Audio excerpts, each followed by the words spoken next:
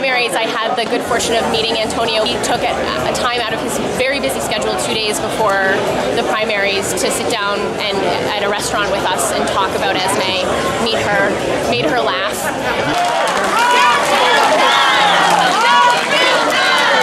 Who's excited to elect Antonio Delgado to the U.S. Congress? He's also excited to see our former Vice President. But I'm thanking you in advance for what you're going to do on Election Day. You see, you're going to change the world. And we need to take over the House.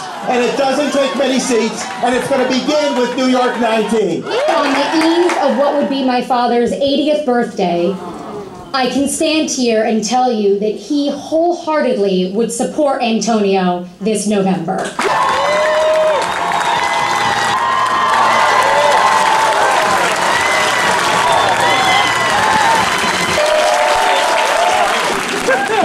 I love you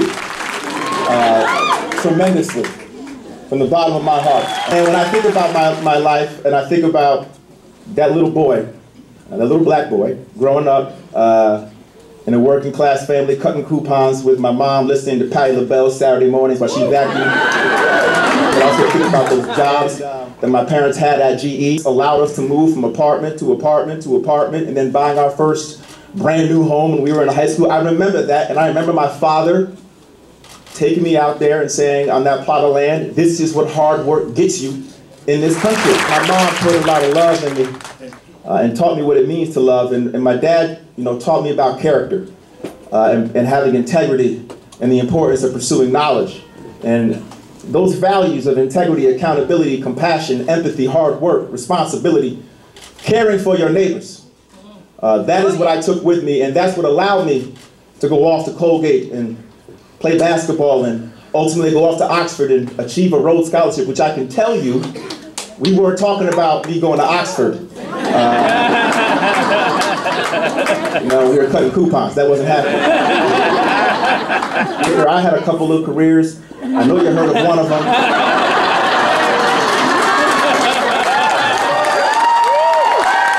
But why do I share all of that with you? Why is that relevant? Well, one, because there was another story happening. While my wife and I were standing upon the values and the opportunities that were afforded our family, those same opportunities were being left behind and removed from the very communities that raised us. The jobs that were there for our families were not there anymore. The focus on education, not at all. And you get to a place where you have half the country right now not able to write a $500 check without going in debt. But you get to a place where literally, despite the fact the economy's doubled in size for the past 40 some odd years, wages have gone absolutely nowhere. Nowhere. Now here in our district, we got counties like Sullivan County where 1 in 3 kids growing up poor. 1 in 3. And all across this district, we got 80,000 folks facing hunger. People are hurting, whether it's Medicaid or Medicare, income security programs like SNAP, educational programs are being cut. No! We're stripping the bone away. The bone.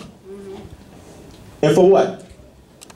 I think it's just greed. Yes. I think it's just greed. Now, as I've traveled across this district and as a first-time candidate, and you got some experience in this, but as a first-time candidate, I could tell you. You're doing pretty well.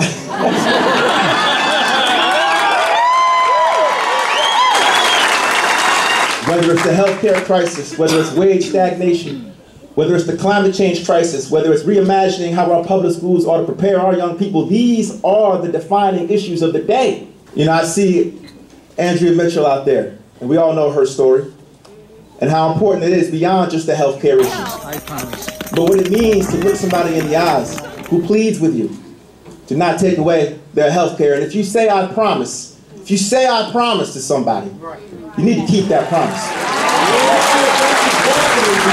There's a certain nobility that should come with this, a certain dignity, a certain class. And to me, there are not many examples out there. But if there is one,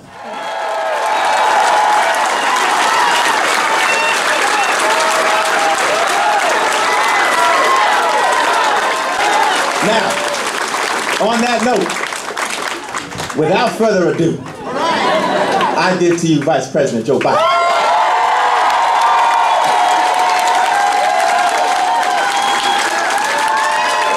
Hello, folks. How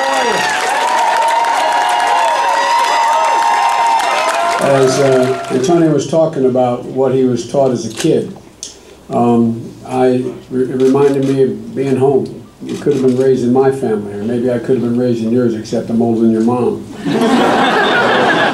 But all kidding aside, my mother had an expression. She'd say, Joey, just remember, and I mean this sincerely, she was an old Irish lady with a backbone like a ramrod. She'd say, Joey, remember, nobody is better than you, and you're no better than anybody else. Everybody. You've seen in the news lately about pipe bombs that have been sent to a bunch of us in the mail. This division, this hatred, this ugliness, it really has to end. And words matter. Words matter. One thing I've learned, everywhere I go, people are desperately looking for people of character in public office. People who simply tell the truth. People, no, it sounds ridiculous to be saying that, but people who tell the truth. People who will give hate no harbor. People who are authentic. Antonio is one of the rarest folks out there these days. But who knows this is an election? This election is about a lot more than politics. This is about the character of the nation. It's about decency, respect, giving hate no safe harbor, leaving no one behind, committing to something bigger than yourself. It's the values that have always held us together as a people and defined us as a nation. And we used to be that shining city on the hill, leading the world. Not by the example of our power, but by the power of our example. No, really, that's why. Now let me tell you something, folks. The rest of the world is looking at us like, what's happened? This is not your father's Republican Party. You know, I wrote a year ago after the horrific events in Charlottesville, and I believe it as strongly today as when I wrote it then, that we are in the battle, a battle for the soul of America, calling refugees animals, propping up immigrants and African Americans as a source of all our problems, this race baiting that is going on, ripping children from the arms of their parents at the border, preying on the hopelessness and despair. America already knows who the other team is. The real question is, who are we? Who are we? And we are. This man and millions of people like him all over the United States of America. That's who we are. That's who we are. It's time to stand up, damn it. Remember who we are. There's nothing beyond our capacity. And I'll say it again, but this country has to come together. We have to make it clear that we as Democrats choose hope over fear. Choose unity over division. Choose our allies over our enemies. Choose truth over lies. And choose a better future for Americans over the desperate grip that the darkest elements of our past have on our ankles. Folks, we can own the 21st century. History shows ordinary people have done extraordinary things when given half a chance.